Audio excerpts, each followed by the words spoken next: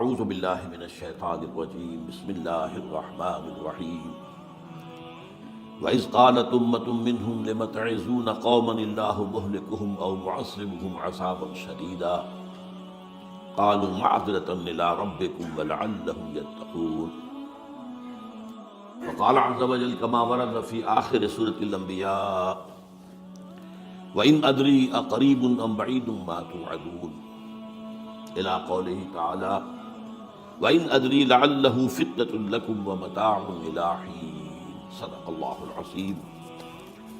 وعن سلمان الفارسی رضی اللہ تعالی عنہ قال قال رسول اللہ صلی اللہ علیہ وسلم لا يرد القضاء إلا الدعاء ولا يزيد في العمر إلا البر رواہ الامام الترمذی رحمہ اللہ۔ رب اشرح لي صدری ويسر لي امری واحلل عقدۃ من لسانی یفقهوا قولی۔ اللهم ربنا الہمنا رشدنا واعذنا من شرور انفسنا، اللهم ارنا الحق حقا وارزقنا اتباعه وارنا الباطل باطلا وارزقنا اجتنابه، آمین یا رب العالمین۔ حضرات، اگر انسان اس بات پر غور کرے کہ انسانی زندگی کی سب سے یقینی شے کون سی ہے جس میں کسی شک و شبہ کی گنجائش نہیں، زندگی کی سب سے بڑی حقیقت موت ہے جسے ہم بھلائے رکھتے ہیں۔ اگر کسی عزیز کی نماز جنازہ پڑھتے ہیں تب بھی یہ خیال نہیں آتا کہ اس وقت ہم بھی ہو سکتا تھا کہ یہاں پر بجائے ان کے میرا لاشا ہوتا۔ کچھ تھوڑی سی تو ہوتی ہے، قبر میں جب اتارتے ہیں کسی عزیز کو تو کچھ نہ کچھ احساسات کے اندر کچھ حرکت ہوتی ہے، لیکن بس واپس آنے کے بعد پھر آدمی بھول جاتا ہے موت۔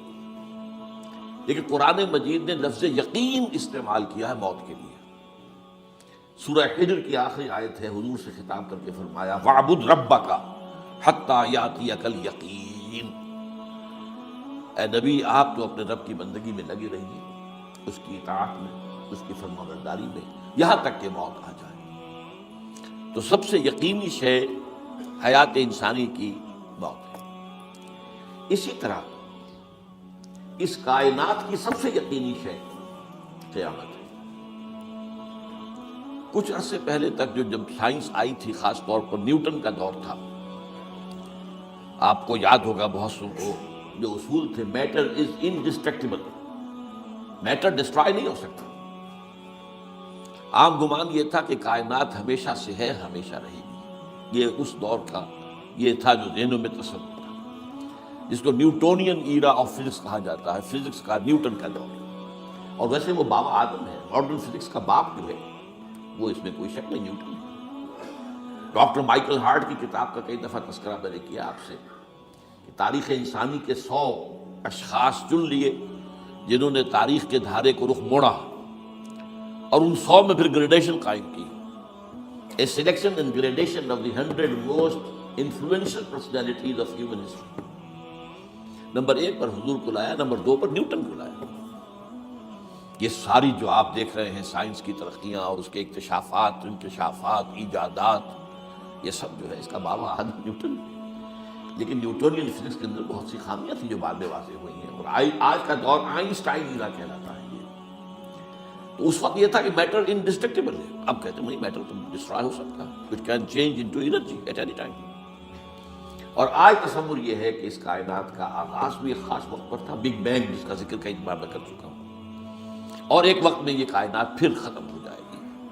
اور عجیب نقشہ سائنس آج وہی پیش کر رہی ہے جو قرآن مجید کی آیت میں ہے کہ اس دن ہم لپیٹ دیں گے آسمانوں کو، یوم نطوی السماء کطی السجل للکتب کما بدانا نعیدھا۔ یہ جس طریقے سے کہ پھل جھڑی ہوتی ہے وہ اس طریقے سے پھیلتی ہے، پھل جھڑی، تو اس طریقے سے یونیورس پھیلی ہے، اس کی گیلیکسیز جو ہے پھیلی ہیں، اور پھر یہ ریورس ایکشن اسی طریقے سے ہوگا، یہ لپیٹ لیا جائے گا جیسے کہ پچھلے زمانے میں کتابوں کے تومار ہوتے تھے۔ کتابیں اس طرح کی نہیں ہوتی تھی مجلد جو آپ دیکھتے ہیں، بلکہ یہ کہ ایک کاغذ ہو گیا پورا لکھ لیا، اب یہاں پر کچھ گوند لگایا، دوسرا کاغذ لگا دیا، اس کو طے کر لیا، اب اس کے بعد تیسرا کاغذ یہاں لگا دیا، یہ طے کرتے چلے آ رہے ہیں۔ اس کو اسکرولز کہتے تھے، دی ڈیڈ سی اسکرولز بہت مشہور ہوئے ہیں کہ یہ جو بحیرہ مردار ہے اس کے قریب کی کچھ غاروں میں سے انجیل کے بہت پرانے مینuscripts جو برآمد ہوئے تھے تو ان کو ڈیڈ سی اسکرولز کہتے ہیں. تو یہی ہے. بہرحال میں نے عرض کیا کہ انسان کی انفرادی زندگی کی سب سے بڑی حقیقت موت، اس کائنات کی سب سے بڑی حقیقت قیامت. قیامت سے پہلے کے بارے میں ایک حقیقت ہے جس پر کہ ہر مسلمان کو یقین رکھنا چاہیے، اور وہ یہ ہے کہ اس قیامت سے پہلے پوری دنیا میں حق کا بول بالا ہوگا. اچھا، یہ وہ بات ہے جو دنیا کے اکثر مذاہب ہیں، اکثر مذاہب، اور خاص طور پر جو تین یہ مذاہب ہیں جنہیں ابراہیمی مذاہب کہا جاتا ہے، یہودیت، عیسائیت اور اسلام، جو صراحت کے ساتھ ہے. یہود کے ہاں بھی عقیدہ موجود ہے، عیسائیوں کے ہاں بھی ہے، مسلمانوں کے ہاں بھی ہے، کہ اس سے پہلے، اس کائنات کے ختم ہونے سے پہلے، اس زمین کی قیامت آنے سے پہلے اس پر اللہ کا دین غالب ہوگا. کنگڈم آف ہیون آن ارتھ. اور یہی بات حضرت مسیح نے کہی تھی اپنے اس وقت کے جن یہودیوں سے مخاطب تھے، ریپینٹ، توبہ کر لو، for the kingdom of heaven is at hand. اب جو وہ ہے آسمانی بادشاہت آیا چاہتی ہے، وہ آسمانی بادشاہت تھی حضور کا ظہور صلی اللہ علیہ وسلم، جس سے کہ وہ آسمانی بادشاہت قائم ہوئی اور پھر پھیلی کتنے بڑے علاقے میں. لیکن بہرحال پوری دنیا میں نہیں پھیل سکی، وہ اس کے اسباب کیا تھے وہ اس وقت میرا موجود نہیں ہے، لیکن پھیلنا ہے اس کو. اس سے قبل کیا ہونا ہے، یہ جو تیسری بات میں نے کہی ہے اس پر آپ کو یقین ہونا چاہیے، اس لیے کہ احادیث صحیح آ رہی ہے. قرآن مجید کا سورہ کبریٰ دلالت کرتا ہے اس پر کہ حضور کو بھیجا گیا غلبہ دین کے لیے، اور بھیجا گیا پوری نوع انسانی کے لیے. تو جب تک پوری نوع انسانی پر دین غالب نہ ہو تو حضور کا مقصد بعثت ابھی مکمل نہیں ہے. اسی کو اقبال نے کہا تھا، وقت فرصت ہے کہاں، کام ابھی باقی ہے، نور توحید کا اتمام ابھی باقی ہے. یہ چمن معمور ہوگا نغمہ توحید سے، ایک وقت آئے گا کہ پورا یہ قرآ جو ہے نغمہ توحید کے ساتھ اس کا جو ہے گونج جائے گا. لیکن یہ کہ ابھی تو نہیں ہوا ہے، ہونا ہے. اس سے پہلے کا معاملہ ایک ہے کہ جس کی خبریں دی گئی ہیں، اور وہ ہے کہ قیامت میں اس نظام دین حق کے غالب ہونے سے پہلے بڑی خوفناک جنگوں کا ایک سلسلہ ہے جس کی خبریں دی گئی. یہ یہود کے ہاں بھی ہیں خبریں موجود، عیسائیوں کے ہاں بھی ہیں. جو بائبل کا آخری باب ہے، ریولیشنز آف سینٹ جان، وہ کاشفات یوحنا ترجمہ کیا جاتا ہے، اور حضور کی احادیث میں بھی موجود ہے. ملاحم، باب الملاحم، یہ بہت سی کتابوں کے اندر باقاعدہ ابواب ہیں. ایک باب، باب الملاحم، جنگوں کا باب. ان میں سے ایک جنگ وہ ہے جسے کہا ہے اس یوحنا کی مکاشفات میں آرمگدان، اور غالباً اسی کو حضور نے قرار دیا ہے الملحمۃ العظمیٰ، عظیم ترین جنگ، الملحمۃ الکبریٰ. تو یہ بھی یقینی چیزیں ہیں کہ جو ہونے والی ہے. یہ ملاحم کیوں ہوگی؟ آپ اس میں اچھی طرح سمجھ لیجیے کہ اس میں ایک تو ہے عذاب اکبر جو آئے گا یہودیوں پر، ایک ہے عذاب اصغر جو آئے گا مسلمانوں پر. میں نے یہ آج سے 20 سال پہلے کتاب لکھی تھی، وہ جو مختلف، پہلے تو وہ نوائے وقت کے اندر کالم کی شکل میں شائع ہوئی تھی، پھر یہ کہ موجودہ اور سابقہ مسلمان امتوں کا ماضی، حال اور مستقبل، غالباً اس وقت آؤٹ آف پرنٹ ہے وہ کتاب. بہرحال جن کو بھی دلچسپی ہو وہ اسے کہیں سے حاصل کر لے، لائبریری سے، مکتبے سے مل جائے گی، پڑھیں اس کو. یہ 20-22 سال پہلے کی بات ہے، کوئی آج کی بات نہیں. تو اس میں ان تمام چیزوں کا میں نے تذکرہ کیا ہے، اس لیے کہ عذاب اکبر اس کو کہتے ہیں کہ کسی قوم کا نام و نشان مٹا دیا جائے. یہ عذاب اکبر آتا تھا صرف ان قوموں پر جن کے طرف رسول بھیجے گئے اور قوموں نے بحث کے مجموعی رسولوں کا انکار کیا، ان پر وہ عذاب آئے. اسے عذاب استیصال بھی کہتے ہیں. فقطع دابر القوم الذین ظلموا، ان کی جڑ کاٹ دی گئی. ایک جڑ کاٹنا ہوتا ہے، درخت کو کاٹنا ہوتا ہے. درخت تو کٹے گا تو پھر دوبارہ جڑ میں سے شاید وہ نکل آئے، لیکن نہیں، جڑ سوکھے. لا یری الا مساکنہم. یہ عذاب جو ہے اب کسی قوم پر نہیں آ سکتا، اس لیے کہ اب کوئی رسول تو آئے گا ہی نہیں. لیکن ایک قوم پر یہ تاریخ کے قرضے کی حیثیت سے موجود ہے، اور وہ قوم یہود ہے. ان کی طرف رسول بھیجے گئے حضرت عیسیٰ ابن مریم، رسولا الی بنی اسرائیل. اور انہوں نے یہ بات تو بہت دور کی تھی کہ مانتے انہیں اور ان پر ایمان لاتے. الٹا جو کچھ کیا ہے آپ کو معلوم ہے. انہیں ولد الزنا قرار دیا، جادوگر قرار دیا، واجب القتل قرار دیا، اور اپنے بس پڑتے سولی پر چڑھوا کر دم دیا. حالانکہ بہرحال ہوا یہ نہیں ہے، اللہ نے انہیں اس سے پہلے ہی زندہ اٹھا دیا آسمان پر، دوبارہ وہ آئیں گے. بہرحال لیکن اس قوم کے اوپر وہ عذاب جو ہے وہ قرض ہے تاریخ کا، وہ قرض ادا ہوگا. حضرت مسیح علیہ السلام ہی آئیں گے دوبارہ اور ان کے ہاتھوں اس امت کا خاتمہ ہوگا، ایک ایک فرد ختم ہو جائے گا. یہ جب میں نے یہ باتیں کہی تھی تو امریکہ میں یہودیوں نے بڑا شور مچایا، میرے خلاف جو ہے ایک مہم نکلی یہودیوں کی طرف سے کہ اس کی کتابیں وغیرہ، اس کے ویب سائٹ بند کرو، یہ جو ہے اینٹی سیمیٹک ہے، یہ کہتا ہے سب یہودی قتل ہو جائیں گے. یہاں پر بھی جو میرے ساتھ ایک ڈائلاگ کرنے کے لیے کوئی 12-13 پروفیسر آئے تھے امریکہ وغیرہ سے، ان میں سے جو یہودی تھا تو اس نے بہت ناراضگی کا اظہار کیا. آپ کہتے ہیں سارے یہودی ختم کر دیے جائیں گے. یہ بات ظاہر بات ہے پیلیٹیبل نہیں ہے، لیکن پھر ہمارے ساتھی جو وہاں پر تھے امریکہ پریشان ہوئے کہ آپ کے خلاف یہاں پر اب یہ مہم شروع ہو گئی ہے. تو انہوں نے بتایا کہ یہ جو زائنسٹ ہے، جوش زائنسٹ، اور اس کے ساتھ ہے کرسچن زائنسٹ. کرسچن زائنسٹ کا رسالہ نکلتا ہے ٹرمپٹ، جو فلاڈلفیا ٹرمپٹ، اس نے اس کے مدیر نے خود لکھا ہے کہ 80% یہودی قتل ہو جائیں گے. اس کو میں نے یوں سمجھا ہے کہ 20% وہ ہوں گے کہ جو حضرت مسیح کی آمد ثانی پر ایمان لے آئیں گے، وہ بچ جائیں گے، لیکن باقی جو اڑے رہیں گے اس کے بعد بھی وہ ختم کیے جائیں. تو یہ عذاب الاکبر جو ہے تاریخ کا ایک قرض ہے کہ جو ادا ہوگا، ورنہ کسی اور قوم پر یہ عذاب اکبر اب نہیں آ سکتا. لیکن دوسرے درجے میں یہ عذاب ہوگا امت مسلمہ پر. امت مسلمہ بھی تو عذاب کی مستحق ہو گئی. وہ عذاب جو یہودیوں پر بہت پہلے آئے تھے، ضربت علیہم الذلۃ والمسکنۃ وباؤوا بغضب من اللہ، یہ تھا کہ نہیں تھا؟ حالانکہ انہوں تو یہ خیال تھا کہ we are the chosen people of the lord, ہم تو اللہ کی منتخب قوم ہے. وی آر دس، قرآن کہتا ہے کہ ان کا قول یہ تھا نحن ابناء اللہ واحباؤہ، ہم تو اللہ کے بیٹوں کی طرح ہیں اور اللہ کی جو ہے بہت چہیتے ہیں. کہ عذاب آئے، نبوکدنضر کے ہاتھوں آیا، اسیرینز کے ہاتھوں آیا، پھر یونانیوں کے ہاتھوں، الیگزینڈر دی گریٹ کے ہاتھوں آیا، پھر رومنوں کے ذریعے سے آیا، اور پچھلی صدی میں جرمنوں کے ذریعے سے آیا. تو عذاب آئے، یہ عذاب تھا. لیکن قوم ختم نہیں ہوئی. وہ عذاب اکبر نہیں تھے، یہ عذاب مختلف حصوں میں آئے اور بڑی بڑی تباہیاں آئیں، لیکن وہ عذاب اکبر نہیں تھے. اسی طرح کے عذاب ہم پر بھی آئے. ہم پر کروسیڈرز آئے اور لاکھوں مسلمان قتل ہوئے. یروشلم ہمارے ہاتھ سے 88 برس تک نکلا رہا اور اس پر عیسائیوں کا قبضہ رہا. ندیاں خون کی بہہ گئی مسلمانوں، اور پورا میڈیٹرینین کا ایریا جو ہے تقریباً قبضے میں رہا ہے عیسائیوں کے. پورا یورپ اس وقت آیا تھا. یہ جو کروسیڈ 250 برس تک وہ جاری رہے. Waves after waves of the crusaders coming and attacking and conquering the cities. یہ جتنی بھی فلسطین وغیرہ کا علاقہ ہے اس کے اندر ان کا سارا، اور شام کا علاقہ سارا. پھر آپ کو معلوم ہے ہمارے اوپر حساب اس سے بھی بڑا، اس سے کئی گنا بڑا آیا تاتاریوں کے ہاتھوں. کروڑوں کے قریب انسان جو ہے مسلمان قتل ہوئے. پھر اس کے بعد آپ کو معلوم ہے کہ پھر یہ یورپین کولونیلزم آ گیا. جیسے ان پر آئے تھے یونانی اور پھر رومی اور اب پھر جرمن، ہم پر آئے انگریز آئے، کہیں ولندیزی آئے، کہیں ڈچ آئے، کہیں ہسپانوی آئے، کہیں اطالوی آئے، کہیں اسپینیئرز آئے، اور پورا کا پورا عالم اسلام ان کے زیر نگی آیا کہ نہیں آیا؟ دی کلونیل ایرا جسے آپ کہتے ہیں. تو وہ عذاب ابھی اس امت کے اوپر اور باقی ہے، ایک قرض ہے. اور وہ کیا ہے؟ یہ کلونیل ایرا جب ختم ہوا ہے، ہم آزاد ہونے شروع ہوئے. اب یہ ہمارے لیے ایک امتحان کا مرحلہ تھا بہت بڑا. آزاد ہو کر تم کیا کرتے ہو؟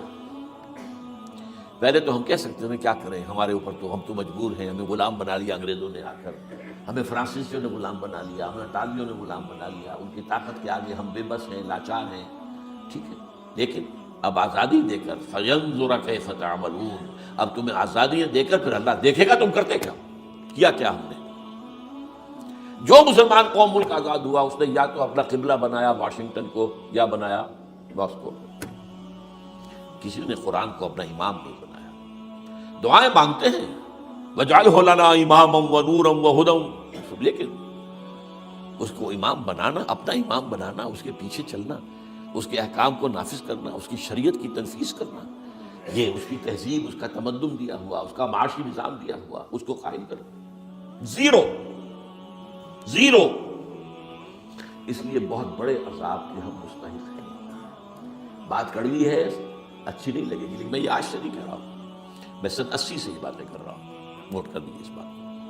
البتہ اس میں یہ ہے کہ اس امت کا معاملہ سب کا ایک جیسا نہیں. لیسو سواء، جیسے سورہ آل عمران میں کہا گیا ہے کہ یہ اہل کتاب بھی سب ایک جیسے نہیں.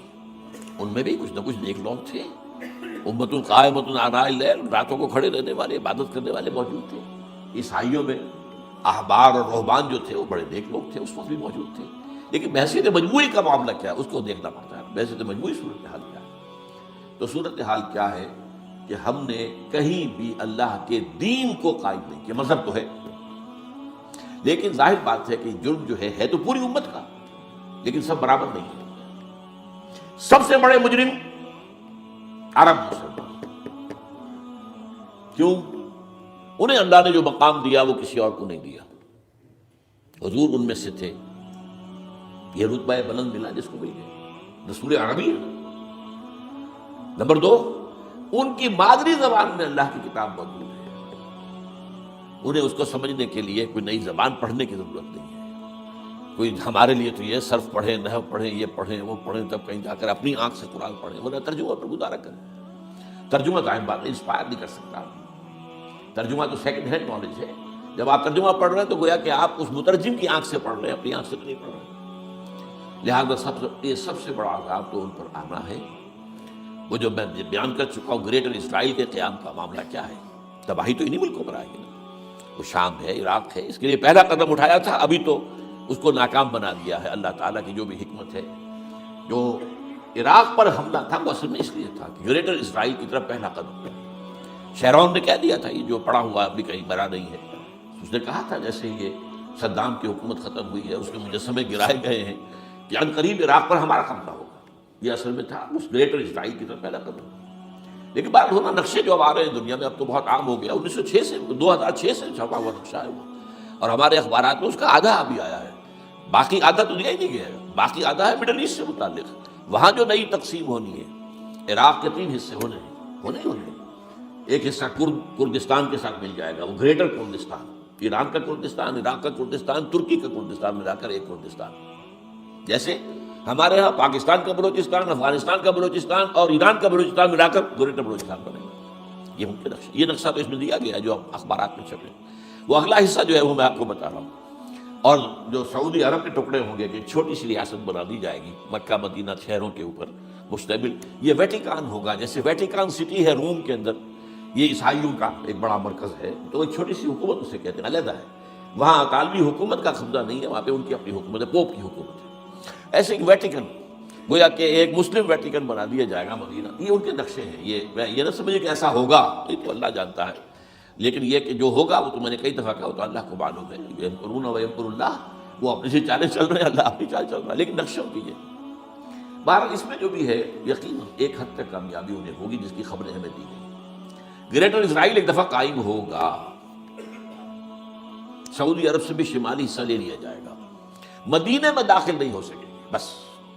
اچھا مکے کو وہ کلیم نہیں کرتے، مکے سے انہیں کوئی سروکار نہیں ہے، لیکن یہ کہ مدینے کو وہ کہتے ہیں یہ ہمارا ہے، ہمیں یہاں سے نکالا گیا تھا، اور وہاں لیکن حدیث میں ہے کہ مدینے میں داخل نہیں ہو سکے گا دجال اور اس کی جو فوج ہے، لیکن باقی شام، عراق، فلسطین، لبنان اور ترکی کا جنوبی حصہ اور مصر میں جو ہے یہ سینائی پیننسلا کے ساتھ ساتھ سارا، وہ اس پر تو رو رہے ہیں ابھی تک یہودی کہ کیوں واپس کر دیا سینائی پیننسلا، 1967 وار میں ہم نے جیتا تھا اسے، بعد میں وہ اسحاق ریبن اور یاسر عرفات کے درمیان دوستی کروائی تھی کلنٹن نے، جس کے نتیجے میں وہ واپس آیا ہے، لیکن یہ کہ وہ واپس لے گئے، اور اس کے علاوہ جو فرٹائل علاقہ ہے نائل کے ڈیلٹا کا وہ بھی ان کی شامل ہے۔ تو اس ظاہر بات ہے جب یہ ہوگا تو بڑی تباہی آئے گی، اس میں تو کوئی شک ہی نہیں۔ تو سب سے بڑی تباہی مسلمانان عرب پہ آئے گی، کیوں؟ مستحق ہیں اس کے، انہوں نے اس کے باوجود کہ قرآن ان کی اپنی زبان میں ہے، انہوں نے اس قرآن کو اپنا امام نہیں بنایا۔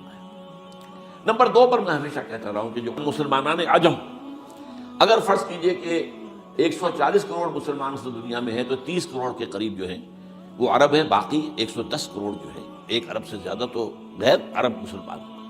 ان میں سب سے بڑے مجرم جو ہیں وہ ہم مسلمانوں نے پاکستان، ہم نے ایک تقسیم کرائی اسلام کے نام پر، ہم نے کہا کہ ہم اسلام کا نظام قائم کریں گے، اور اللہ نے ہمیں معجزے کے طور پر حکم عطا کر دیا پاکستان۔ اب قمری حساب سے 63 برس گزر چکے ہیں، جو آپ 61 کہتے ہیں، اگر قمری حساب رکھیں 63 برس ہو چکے، کہاں ہے مسلم؟ لہذا مستحق۔ لیکن اب اس میں یہ ضرور ہے کہ ابھی پاکستان کے معاملے کو میں سمجھتا ہوں کہ ہینگنگ ان دی بیلنس والا معاملہ ہے، ابھی نہیں کہہ سکتے، اللہ تعالیٰ شاید کوئی توفیق دے دے، کوئی معجزہ ہو جائے، کیونکہ میرا تو یقین یہ ہے کہ یہ قائم بھی معجزے سے ہوا ہے، جس پر میں نے تفسیر کتاب میں لکھا ہوا ہے اپنی استحکام پاکستان، اور اب کوئی دوبارہ معجزہ ہو سکتا ہے، اور وہ معجزہ کیا ہوگا؟ کہ پوری قوم میں توبہ کی ایک کیفیت پیدا ہو جائے، اللہ کے کرنے سے ہو سکتی ہے۔ تمام انسانوں کے دل جو ہے اللہ کی دو انگلیوں کے مابین ہے، حضور نے ہمیں خبر دی ہے، جدھر چاہتا پھر دیتا، تو کوئی عجب نہیں کہ ایسا ہو جائے۔ بہرحال اس اعتبار سے میں آپ سے عرض کر رہا ہوں کہ یہ پاکستان کے بارے میں نے جو آپ کو 2 آیتیں سنائی ہیں سورہ انبیاء کی، اس آخر کے حصے میں آئی ہیں سورہ انبیاء میں، وَإِنْ أَدْرِي أَقَرِيبٌ أَمْ بَعِيدٌ مَا تُوعَدُونَ۔ دیکھو لوگوں، مجھے یہ معلوم نہیں ہے کہ جس عذاب خداوندی کا تم سے وعدہ کیا جا رہا ہے وہ قریب آ گیا ہے یا دور ہے۔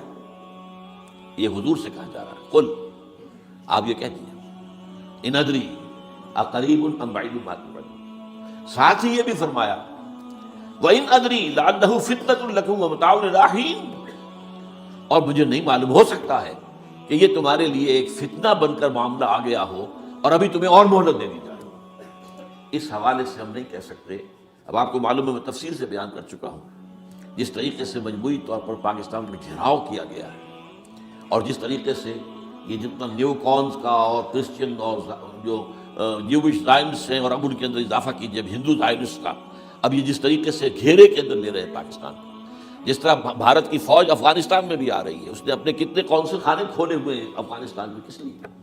جو کچھ وہ ہو رہا ہے بلوچستان کے اندر، جو کچھ ہمارا پورا صوبہ سرحد ہے، اور اس سے آگے بڑھ کر جو کچھ کراچی میں ہو رہا ہے، یہ سارے معاملات جو ہیں وہ دیکھ لیجیے تو گویا کہ باہر سے ہمارا گھیراؤ مکمل ہو چکا ہے۔ اور اس میں یہ ہے کہ تازہ جو بمبئی کے اندر جو ہوئے ہیں معاملات وہ نوٹ کیجیے کس طریقے سے اب اسے کہا جا رہا ہے کہ مسلمانوں نے کیا ہے، حالانکہ اس کے اندر سب سے بڑا ثبوت یہ ہے کہ ایک ہندو ہیمنت، جس نے کہ وہاں ساری تحقیقات کی کہ سمجھوتا ایکسپریس کو جو اڑایا تھا کس نے اڑایا تھا، اس کے انہوں نے کہا جب کی ہے تحقیقات، اب یہ اس کو گیو دم دی کریڈٹ، ہندو قوم کے اندر کم سے کم یہ بھی بات موجود ہے، جہاں وہ بدماشیاں ہیں وہاں یہ بھی ہے، یہ خیر بھی ہے، جہاں برائیاں ہیں ان کے اندر وہ خوبیاں بھی ہیں۔ ان کا ایک کمیشنر نے صاف ایک ہندو کو، اور ہندو بھی سرونگ کرنل، کہا یہ ہے ماسٹر مائنڈ، اس نے کروایا، اور وہ گرفتار ہوا، serving kernel of Bharat army. تو اب ظاہر بات ہے کہ اس کو مارا گیا ہے ممبئی میں، اس کو مسلمان کاہے کو مارے گئے؟ مسلمانوں کا تو وہ ایسے محسن تھا، مسلمان کس وجہ سے اسے مارے گئے؟ اسے مارنے والے کون ہیں؟ وہی ہندو زائنسٹ کہہ لیجیے ان کو، یا ہندو تشدد پسند کہہ لیجیے، جو پاکستان کو ختم کرنے پر تلے بیٹھے ہوئے ہیں۔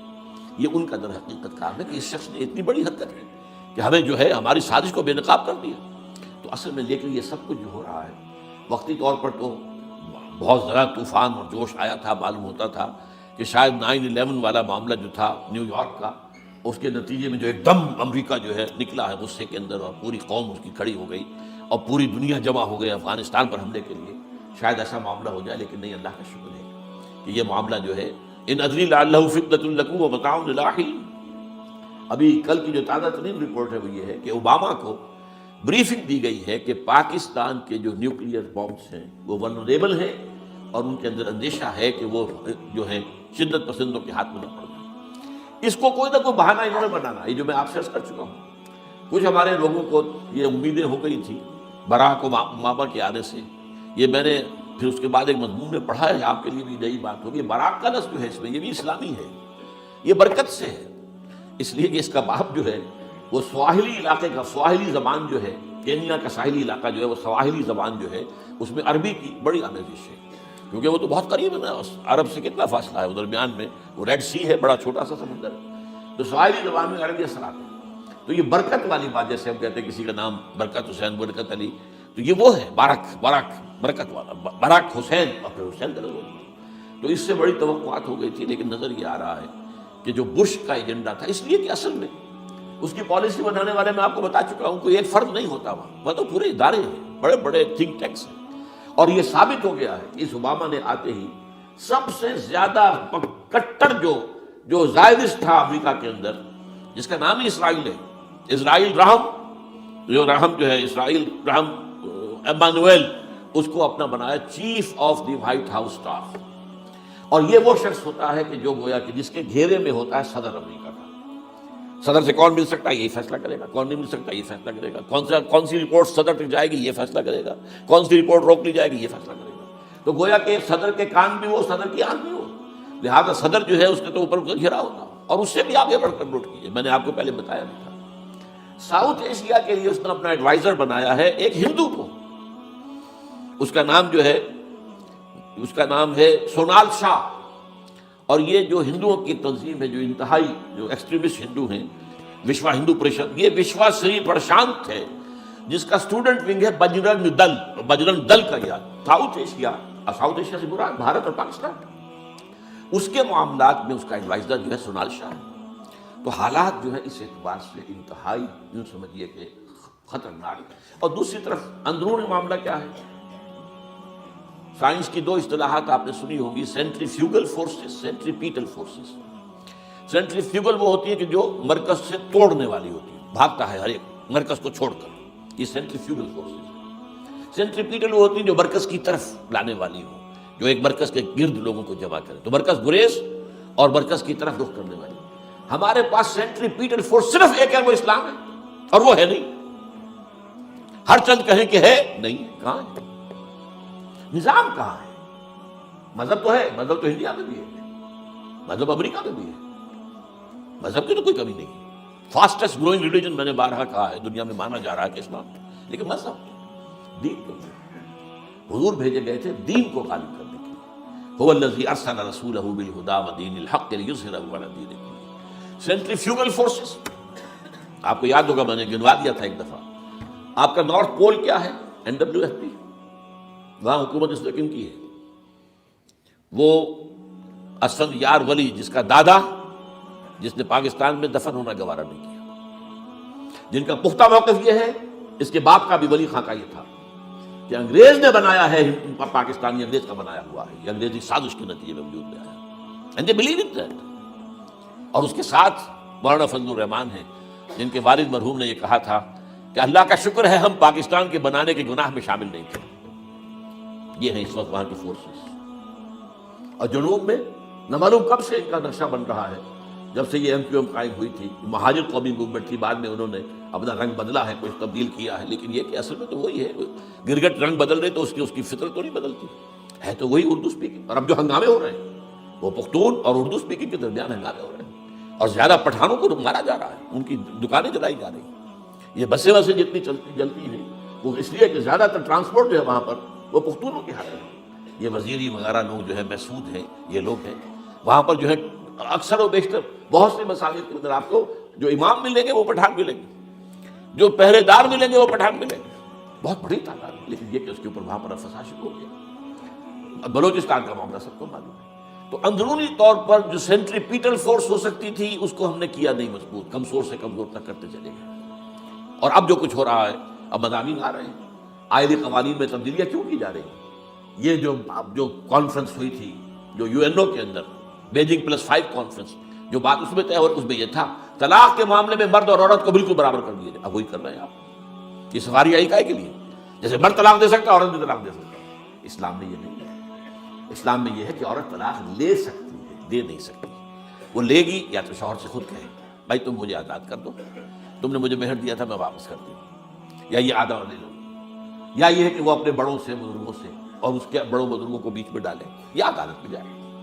عدالت اگر کو قائل کر دے گی کہ عدالت کے واقعی اس کے معاملات ان کے صحیح اب نہیں نپ سکتے، وہ سیپریٹ کر دے گی. وہ ایک ہے خلا لی جا سکتی ہے، طلاق دی نہیں جا سکتی. یہ فرق رکھا گیا.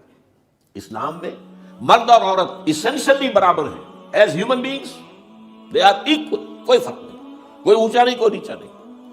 جو بھی انسان کے اندر شرف انسانیت ہے، اشرف المخلوقات ہونے کا جو مقام حاصل ہے، وہ مرد کو بھی عورت کو بھی، ان میں کوئی فرق نہیں. لیکن جب ایک مرد اور ایک عورت مل کر ایک خاندان کی بنیاد ڈالتے ہیں، اب وہ برابر نہیں ہے.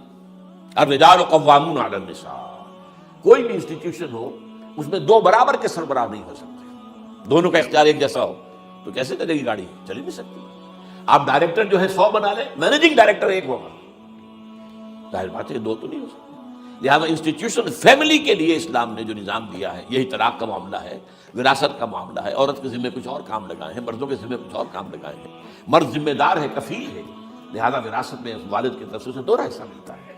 لڑکی کی کوئی ذمہ داری ہے ہی نہیں، وہ تو بلکہ شادی بھی ہوگی تو شوہر سے مہر لے گی، لڑکا شادی کرے گا تو مہر دے گا. تو یہ تمام چیزیں جو ہے آرٹیکولیٹڈ ہیں، یہ ایک دوسرے کے ساتھ منطقی طور پر جڑی ہوئی ہیں، اور وہ جو ہے تباہ کرنے کر تلے ہوئے ہیں ہمارے خاندانی نظام کو، عورت اور مرد کو برابر کر دیا. یہ سارا، اور اس سے پہلے جو آیا تھا معاملہ وہ بھی تقریباً یہ ہے کہ زنا کے معاملے سے جو خوف ہو سکتا تھا عورت کو وہ ختم ہو گیا. اس لیے کہ عورت کا معاملہ کیا ہے، اگر زنا سے حمل رہ گیا تو اس کا ثبوت تو آ گیا، کوئی اور گواہ ہے یا نہیں ہے، حمل کہاں سے لائی ہو تم؟ ٹھیک ہے، طے کیا کر دیا؟ پرچہ بھی درج نہیں ہو سکتا اس کا جب تک کہ 4 چشمدید گواہ جا کر کسی مجسٹریٹ کے سامنے گواہی نہ دے کہ ہم نے اپنی آنکھوں سے دیکھا ہے، تب پرچہ درج ہوگا، تحقیق اس کے بعد ہوگی۔ یہ کہاں ہوگا؟ اس کا مطلب ہے وہ خوف ختم، جو خوف ہو سکتا تھا، جو عورت کو روکتا ہے۔ ایک تو یہ کہ ہمارے ہاں وہ جو بھی آبادی کا معاملہ تھا اور یہ جو برتھ کنٹرول کے معاملے نے آ کر خوف ختم کیے تھے، اور اس کی باقاعدہ جو ہے امریکہ میں، یورپ میں تعلیم دی جاتی ہے، ٹین ایجرز کو اسکولوں کے اندر سکھایا جاتا ہے کہ تم جو چاہو کرو، لیکن یہ کہ یہ ذرا یہ احتیاط کرو، بس اللہ نہ خیر۔ وہی اسی لیول پر ہماری تہذیب کو لے جانا چاہتے ہیں۔ اب یہ دونوں نقشے ایسے ہیں کہ جس کے نتیجے میں، جیسا کہ میں نے عرض کیا، محسوس ایسا ہوتا ہے، یہ میں ابھی کہہ رہا ہوں، میں یقین سے نہیں کہہ سکتا۔ وَإِنْ أَدْرِي لَعَلَّهُ فِتْنَةٌ لَكُمْ وَمَتَاعٌ إِلَىٰ حِينٍ، ہو سکتا ہے، ہوپنگ اگینسٹ ہوپ، ہو سکتا ہے کوئی معجزہ آ جائے اللہ تعالیٰ کی طرف سے، جیسے کہ پہلے معجزہ آیا تھا تو خدایا آن کرم بارے دیگر کو نے اللہ دوبارہ بھی معجزہ دکھا، اور ان تمام سختیوں سے، ان تمام سے ہمیں گزار کر اس کا امکان موجود ہے، امکان کو مٹی میں نفی نہیں کر سکتا، اس لیے کہ اللہ کی قدرت ہے۔ یخرج الحی من المیت، مردے سے زندہ کو برآمد کرتا ہے۔ ایک قوم مر چکی ہو، اس میں سے ایک زندہ قوم برآمد ہو جائے، جیسا کہ میں نے پچھلے سال جو تحریک چلی تھی، جو وہ کلا کی، تو میں نے کہا تھا کہ مجھے یہ گمان ہوا کہ میں یہ سمجھ بیٹھا تھا کہ یہ قوم بالکل مر چکی ہے، لیکن نہیں، جان ہے۔ یہ میں اس سے پہلے یہ جملہ کہا کرتا تھا، it's no use whipping the dead horse, لیکن میں نے کہا نہیں، جان ہے اس میں۔ ہمارے ہاں کا پڑھا لکھا طبقہ، تعلیم یافتہ لوگ، انہوں نے جو سختیاں جھیلی ہیں، جو جس طریقے سے مصائب برداشت کر کے انہوں نے اس تحریک کو برقرار رکھا، اب تک رکھا ہوا ہے، یہ بہت بڑا کارنامہ ہے، اور اس سے معلوم ہوتا ہے، اس سے کچھ نہ کچھ امید کی کوئی کرن پھوٹتی نظر آتی ہے۔ لیکن باقی جو لوگ کہتے ہیں کہ نہیں، بس یہ تو بنا ہے اللہ کے حکم سے اور قائم رہے گا، ان سے میں کہا کرتا ہوں کہ وہ اللہ کی سنت سے واقف نہیں ہے۔ اللہ کی سنت سزا کی بھی تو ہے۔ اللہ تعالیٰ رسی دراز کرتا ہے، ایک دم کھینچ بھی لیتا ہے، یہ بھی اللہ کی سنت ہے۔ مہلت دیتا ہے، پھر ایک دم جو ہے ایک وقت کے اوپر آ کر فیصلہ بھی کر دیتا ہے۔ تو عجب نہیں، ڈرتے رہنا چاہیے، کچھ پتہ نہیں۔ ما غرک بربک الکریم، یہ قرآن مجید میں یہ مضمون کئی بار آیا ہے کہ لوگوں کو بعض اوقات شیطان جو ہے یہ دھوکہ، اللہ بڑا کریم ہے، بڑا غفور ہے، بڑا رحم کرنے والا۔ بھائی وہ کریم ہے، غفور ہے، لیکن منتقم بھی ہے۔ انا من المجرمین منتقمون، ہم ان مجرموں سے انتقام لے کر رہیں گے۔ وہ تو منتقم بھی تو ہے، وہ سزا بھی تو دیتا ہے۔ اس نے جہنم جو ہے یہ کوئی ڈیکوریشن پیس کے طور پر تو نہیں بنائی ہے، کس لیے بنائی ہے؟ وہ تو ہم نے فیصلہ کیا، لَأَمْلَأَنَّ جَهَنَّمَ مِنَ الْجِنَّةِ وَالنَّاسِ أَجْمَعِينَ، یہ میں نے طے کیا ہوا ہے۔ تو اللہ تعالیٰ جو ہے سزا بھی دیتا ہے، تو اللہ تعالیٰ ہمیں اس سے بچائے۔ بہرحال ہو سکتا ہے کہ اس کے بعد بھی اللہ تعالیٰ ہمیں اور مہلت دے دے، اور اس مہلت کے لیے اس کرنے کا کام کیا ہے؟ کرنے کا کام یہ ہوگا دعا اور توبہ۔ پہلے توبہ کی جائے پھر دعا، ورنہ دعا قبول نہیں ہوگی۔ پہلا کام توبہ۔ یا ایھا الذین آمنوا توبوا الی اللہ توبۃ نصوحا، اے اہل ایمان، اللہ کی جناب میں توبہ کرو، خالص توبہ۔ کیا مطلب ہے؟ اپنی زندگیوں میں سے شریعت کے خلاف، ویسے بھی اخلاقیات کے خلاف، جھوٹ، دغا، فریب، دھوکہ، غبن، سب کو ختم کرو۔ سود، بے پردگی، عریانی، فحاشی، ختم کرو۔ طے کر لو کوئی شخص شریعت کے خلاف اور اخلاقیات کے خلاف، صرف شریعت نہیں، ایک بنیادی انسانی اخلاقیات ہوتی ہیں، اس کا ہم اس کے سارے تقاضے پورے کرتے ہیں جو ہمارے یہاں ختم ہو چکے ہیں۔ میں نے جیسا کہ بارہا کہا ہے کہ اس وقت دنیا کی سب سے بڑی منافق ترین قوم جو ہے مسلمانان پاکستان ہے۔ جھوٹ اور وعدہ خلافی اور اس کے ساتھ جو ہے وہ غبن کا معاملہ جتنا ہمارے ہاں ہے، آپ پوری دنیا میں آپ کو کہیں گے۔ تو اس لیے پہلے توبہ کی جائے اور پھر دعا کی جائے۔ اس لیے میں نے آپ کو حدیث سنائی کہ اللہ کے فیصلے کو بھی کبھی کبھی دعا جو ہے لوٹا دیتی ہے، لیکن وہ دعا کب ہو؟ جب آپ نے اللہ کے ساتھ اپنا معاملہ صحیح کر لیا۔ فرمایا حضور نے، جو میں نے ترمذی کی روایت آپ کو سنائی، لا يرد القضاء الا الدعاء، اللہ کا فیصلہ بھی کبھی کبھی اللہ تعالیٰ کسی فیصلے کو مؤخر کر دیتا ہے۔ حضرت یونس علیہ السلام کی قوم پر اللہ کا فیصلہ آ چکا تھا، عذاب کے آثار شروع ہو چکے تھے، بری قوم نے توبہ کی، اللہ تعالیٰ نے عذاب کو جو ہے وہ وہاں سے ہٹا لیا ان کے سروں پر سے، اور ایک مدت تک کے لیے انہیں مہلت بخشی دی۔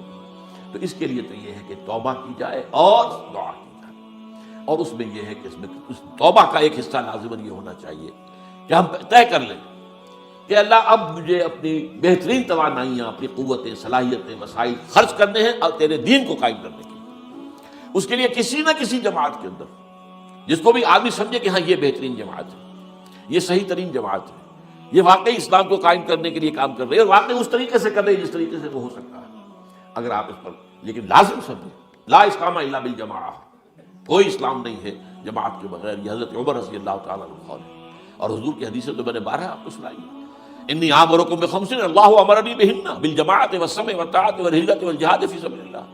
میں تمہیں 5 باتوں کا حکم دے رہا ہوں، اور یہ 5 باتیں وہ ہیں جن کا اللہ نے مجھے حکم دیا، جماعت، سمع و طاعت اور جہاد و ہجرت، یہ 5 باتیں۔ تو اس لیے توبہ کے اندر یہ لازمی جز ہونا چاہیے کہ اب ان صلاتی و نسکی و محیای و مماتی للہ رب العالمین، یہ فیصلہ کر لیجئے۔ اس کے بعد یہ ہے کہ اللہ تعالیٰ اس پر استقامت عطا فرمائے، اس کی بھی خود دعا کیجئے کہ اللہ اب تو نے مجھے یہ ہدایت دے دی ہے، تو اب لا تزغ قلوبنا بعد اذ ہدیتنا وہب لنا من لدنک رحمۃ انک انت الوہاب۔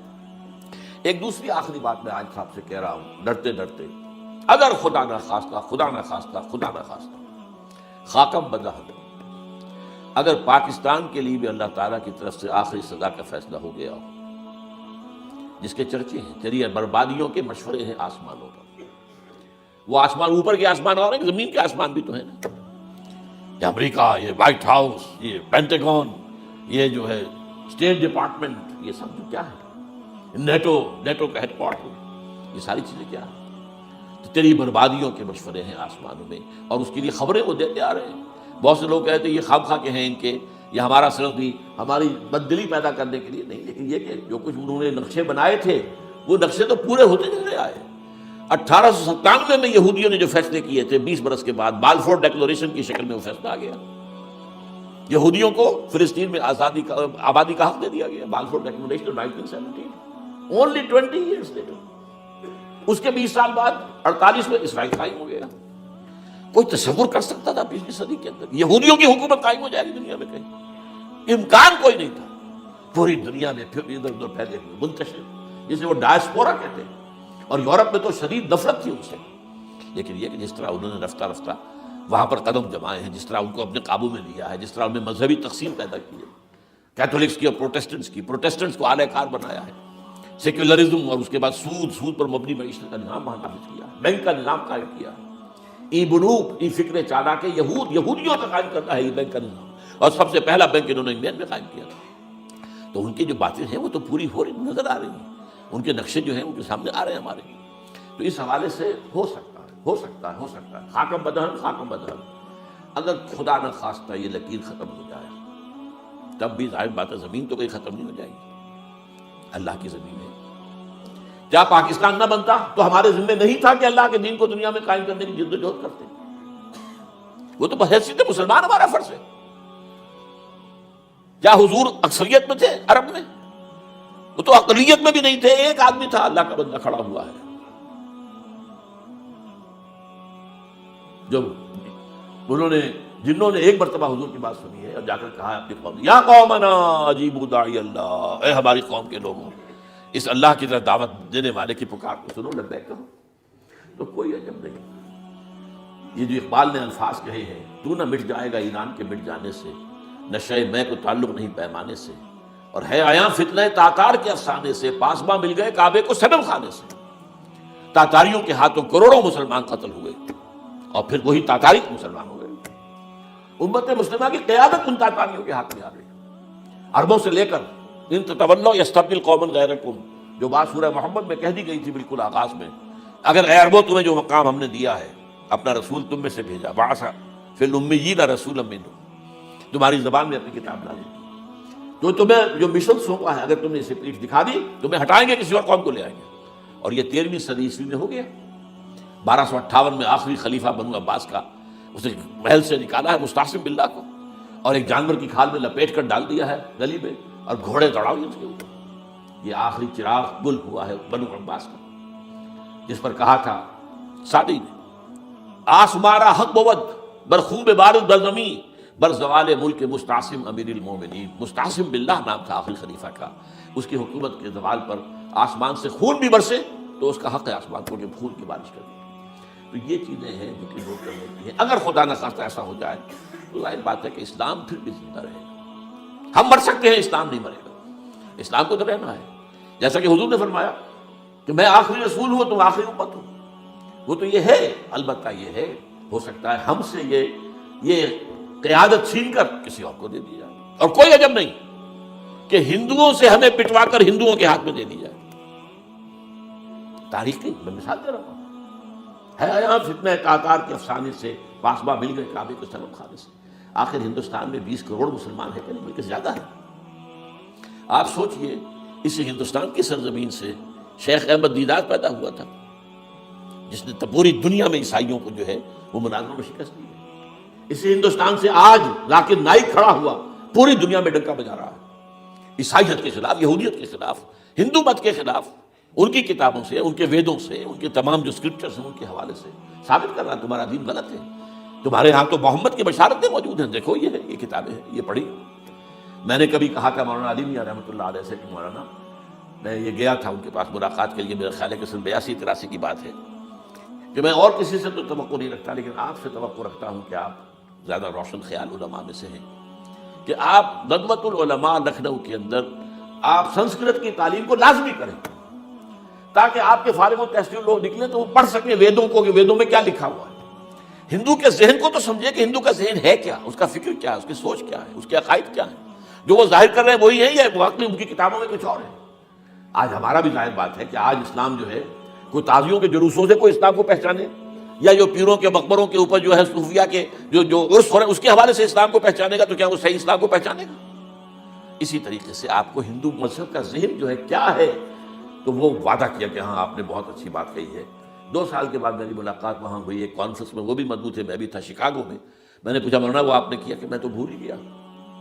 یہ ہمارے علماء کا اس میں معیار ہے. نئی بات کو جو ہے کوئی قبول کرنا ان کے لیے اتنا آسان نہیں. آج ذاکر نائک کر رہا ہے، ڈٹ کر رہا ہے، ان کے اسکرپچر سے، ان کے حوالوں سے، اپنشد سے، اور تمام جو ان کے جو ہے ویدوں سے. تو یہ کام جو ہو رہا ہے، اسی طریقے سے یہ بھی بات میں آپ کو بتا دوں کہ میرے دورہ ترجمہ قرآن کی جس قدر پذیرائی بھارت میں ہو رہی ہے، پاکستان میں نہیں.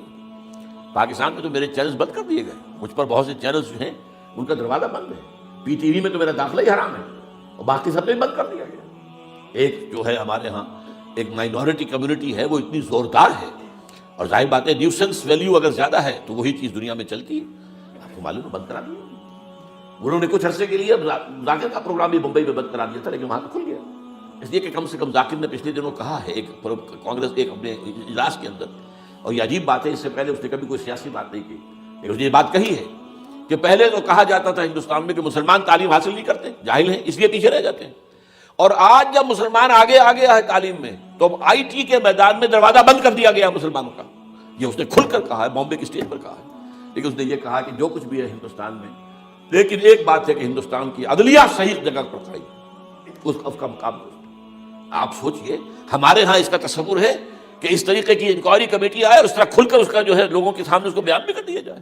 ہمارے ہاں تو کسی انکوائری کمیٹی کی رپورٹ آج تک سامنے آتی ہی نہیں، سب بند. کوئی کمیٹی جو بھی کچھ ہو جائے اس کے بعد کسی کو پکڑنا، سرونگ کرنیل کو پکڑ لینا. تو عدلیہ قائم ہے. جیسے کہ کبھی چرچل نے کہا تھا جب بے انتہا تباہی ہو گئی تھی سیکنڈ ورلڈ وار میں، اور لوگ آئے کہ برباد ہو گئے، تباہ ہو گیا، یہ ہو گیا وہ، اس نے کہا یہ بتاؤ کہ برطانیہ میں عدالتیں کام کر رہی ہیں؟ کہ ہاں. بس ٹھیک ہے، پھر یہ ملک قائم رہے. یہ معاملہ جو ہے بھارت کے اندر عدالتیں چل رہی ہیں. تو اس حوالے سے کوئی عجب نہیں، کوئی عجب نہیں. ہمیں اصل میں جیسا کہ میں نے کہا تھا کہ ہم وطن پرست نہیں، ہم زمین پرست نہیں ہیں. وندے ماترم یہ ہمارا ترانہ نہیں ہے، زمین کے پجاری نہیں ہیں. ہمیں پاکستان سے محبت ہے، پاکستان کا دفاع کریں گے. اور بڑے عمدہ بات ہے کہ اس موقع پر جو ہے تمام ہماری جو اپوزیشن پارٹیز ہیں وہ جا کر جمع ہو گئی ہیں، اور پارٹیز کانفرنس کے اندر یکجہتی کا ثبوت دیا ہے.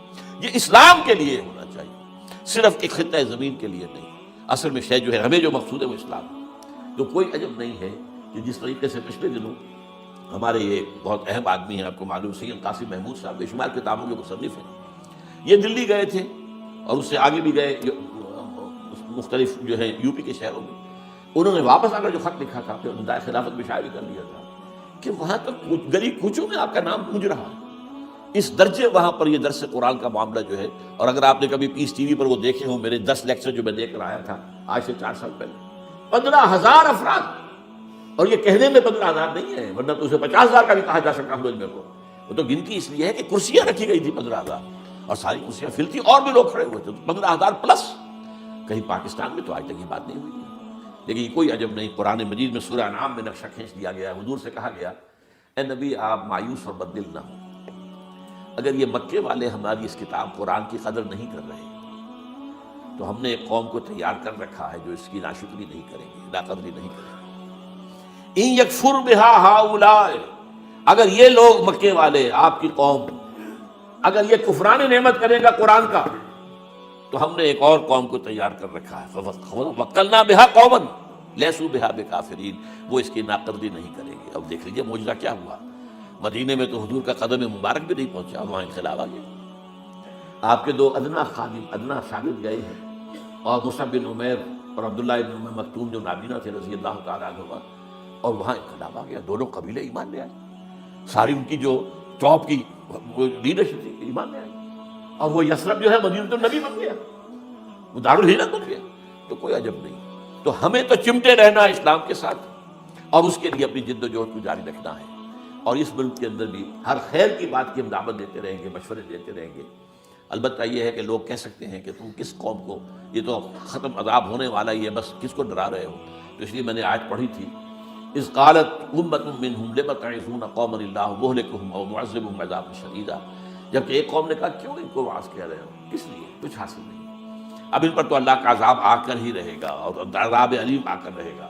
تو انہوں نے جواب دیا قالوا معذرۃ الی ربکم، ہم اپنے رب کے حضور میں جا کر معذرت تو پیش کر سکیں گے.